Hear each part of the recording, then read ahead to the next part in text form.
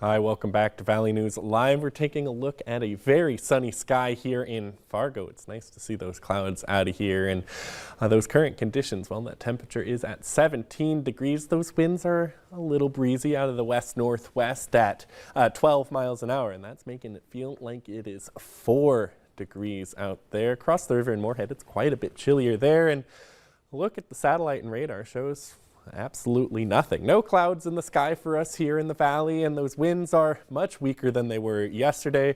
Most of those wind speeds are in that 10 to 15 mile an hour range. Some places in Lakes Country are a little bit stronger, 17 miles an hour for folks in Fergus Falls. And those temperatures, despite feeling a bit chilly, we're still seeing those temperatures in the teens for most. Baudette, though, our warm spot right now, sitting at 26 degrees, and those wind chills combined with that wind, things are sitting on both sides of zero in the single digits for most. Up in the northern valley along the international border, that's where things are actually feeling the warmest. Baudette there at 14 degrees for their wind chill. Now, as we move through the rest of the evening and into the overnight period, we're going to hold on to these clear skies at least for a little while, and those strong or those breezy northwest winds are going to continue until after that sun sets. Here we are about 9 o'clock, and those winds are actually going to shift a little bit to be out of the southwest now, and that is actually going to help our temperatures warm up a little bit as we move into Sunday. But we're going to start the day on Sunday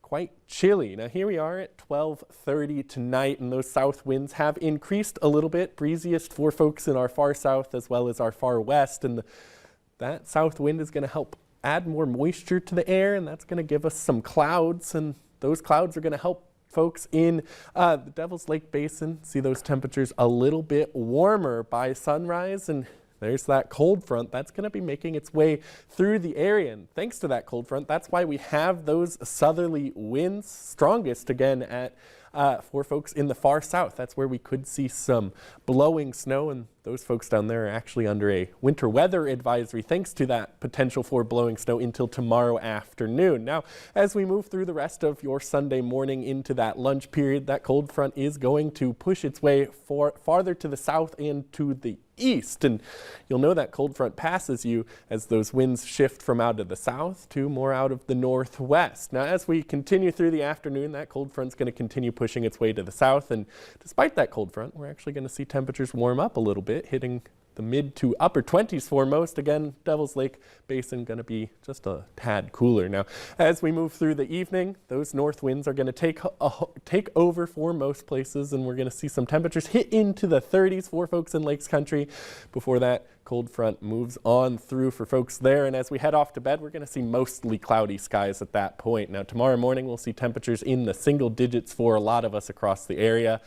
And this next week is looking, well, it's looking a lot calmer. We're going to see temperatures stay below average. Tuesday into Wednesday, we could see some overnight snow. That could be a little bit significant. Of course, it's the day after spring when we see that snow come on in, and then those cold temperatures are going to continue for the foreseeable future. I hope we stay in those 30s, Jim. I'm looking forward to I'm looking forward to a 40. Yes. Ooh, fingers the day crossed. I see 40, Fingers crossed.